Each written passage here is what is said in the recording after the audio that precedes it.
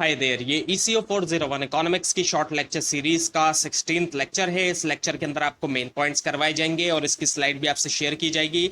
इस लेसन का टाइटल है प्रोड्यूसर बिहेवियर कॉस्ट एनालिसिस। सबसे पहले है इसके अंदर के इकोनॉमिस्ट जो है वो आर्ग्यू करते हैं कि संक कॉस्ट को rational person decision making process में शामिल नहीं होना चाहिए, जबकि अपॉर्चुनिटी कॉस्ट को शामिल हो जाना चाहिए। तो ये इकोनॉमिस्ट का आर्ग्यू है। उसके बाद है फिर वेरिएबल कॉस्ट। वेरिएबल कॉस्ट क्या होती है? वेरिएबल कॉस्ट एक ऐसी कॉस्ट होती है जो कि वेरी करती है जब कभी भी आउटपुट जो है वेरी करता है, यानी कि आउटपुट के अंदर अगर इजाफा होगा तो वेरिएबल कॉस्ट में भी इजाफा होता है। उसके बाद आई थी फिक्स कॉस्ट। इसके नाम से ही पता चल रहा है कि फिक्स रहती है। जब कभी भी आउटपुट के अंदर इजाफा होता है तो फिक्स कॉस्ट के अंदर इजाफा नहीं होता, फिक्स कॉस्ट वेरी नहीं करती। और उसके बाद आती है फिर टोटल कॉस्ट। टोटल कॉस्ट जो है वो जाहिर बात है टोटल होती है, और ये टोटल होती है तमाम जितनी भी फिक्स कॉस्ट होती हैं और वेरिएबल कॉस्ट होती हैं, इनको जब मिला दिया जाता है तो टोटल कॉस्ट आ जाती है। इसका फार्मूला है TC is equal to FC plus VC, यानी कि total cost is equal to fix cost plus variable cost. उसके बाद आता है एवरेज कॉस्ट और average total cost. Average cost या फिर एवरेज टोटल कॉस्ट से मुराद होता है per unit cost of production. Per unit cost of production को कहा जाता है। So average variable cost plus average fixed cost is equals to average total cost or the average cost. उसके बाद आए थे फिर average variable cost. Average variable cost क्या होती है? एवरेज वेरिएबल कॉस्ट से मुराद होता है variable cost per unit. Per unit variable cost को एवरेज वेरिएबल कॉस्ट कहा जाता है। इसका फार्मूला है total variable cost divided by quantity. और उसके बाद आया था फिर average fixed cost. Average fixed cost का मतलब होता है fixed cost per unit of output, और इसका फार्मूला है average fixed cost is equal to total fixed cost divided by quantity. So उसके बाद आया था फिर मार्जिनल कॉस्ट। मार्जिनल कॉस्ट का मतलब होता है चेंज इन टोटल कॉस्ट के अंदर चेंज आना।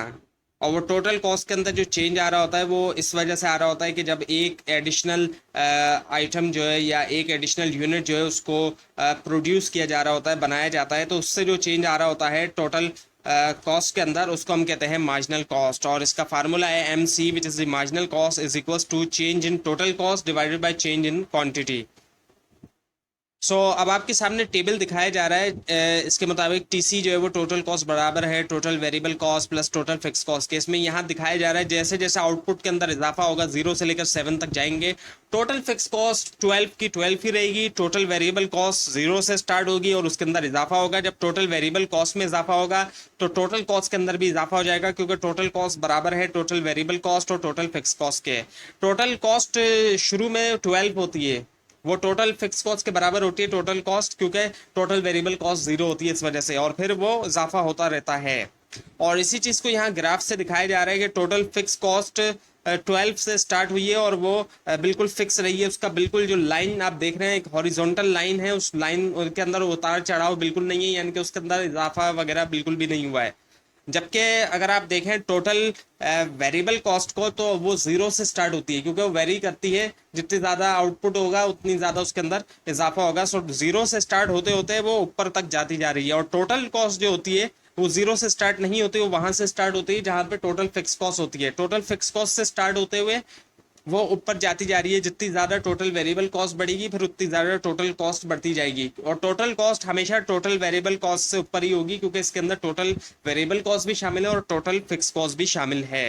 Now the relationship between the average cost and the average variable cost. So initially क्या होता है कि एवरेज कॉस्ट जो है वो फॉल करती है ज़्यादा रैपिडली एवरेज वेरिएबल कॉस्ट के मुकाबले में, क्योंकि एवरेज कॉस्ट जो होती है वो समीशन होती है एवरेज फिक्स कॉस्ट का और एवरेज वेरिएबल कॉस्ट का, और एक इन्वर्स रिलेशनशिप होता है कॉस्ट और प्रोडक्टिविटी के दरमियान। जैसे जैसे प्रोडक्टिविटी बढ़ती है कॉस्ट फॉल हो जाती है।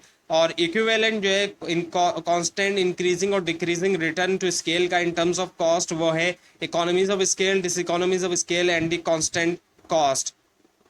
सो in case of economies of scale long run total cost जो है वो एक अपवर्ड स्लोपिंग कर्व है, लेकिन फॉलिंग स्लोप के साथ।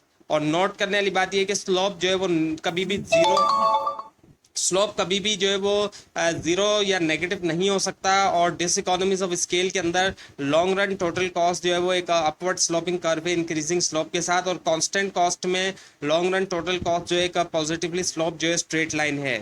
So the long run average cost curve, long run average cost curve typical firm का जो है वो यू शेप का होता है, जैसे कि यू होता है, और जैसे जैसे एक फर्म एक्सपेंड करती है वो इनिशियली तौर पे शुरुआत में उसको एक्सपीरियंस करती है वो economies of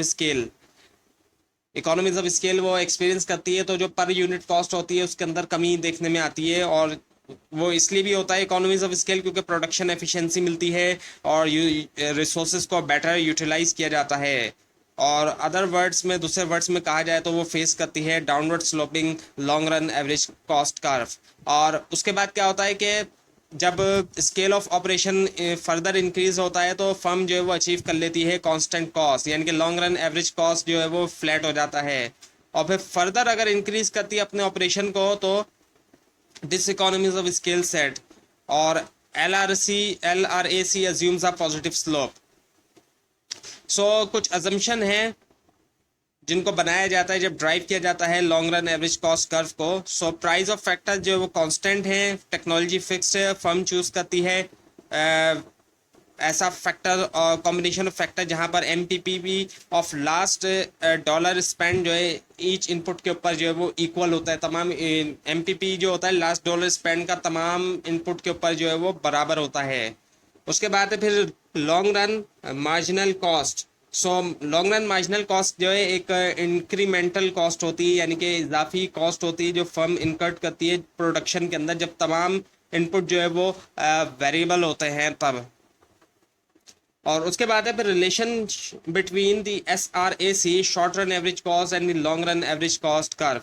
so long run average cost जो है एक्चुअली बेस्ड करता है short run average cost curve के ग्रुप के ऊपर, जो उसका ग्रुप है short run average cost curve का, उसी के ग्रुप के ऊपर long run average cost curve जो है वो एक्चुअली बेस करता है। यही रिलेशन है शॉर्ट रन एवरेज कॉस्ट और long run average cost curve के दरमियान। तो यह था लेसन नंबर 16। आपको अगर इस बारे में कोई क्वेश्चन है तो नीचे कमेंट कीजिए, और इस पूरी सीरीज को देखने के लिए इस चैनल को सब्सक्राइब कीजिए, बेल आइकन के ऊपर क्लिक कीजिए, और इस स्लाइड को आप नीचे डिस्क्रिप्शन बॉक्स से दिए गए लिंक से हासिल कर सकते हैं। Thanks for watching this video.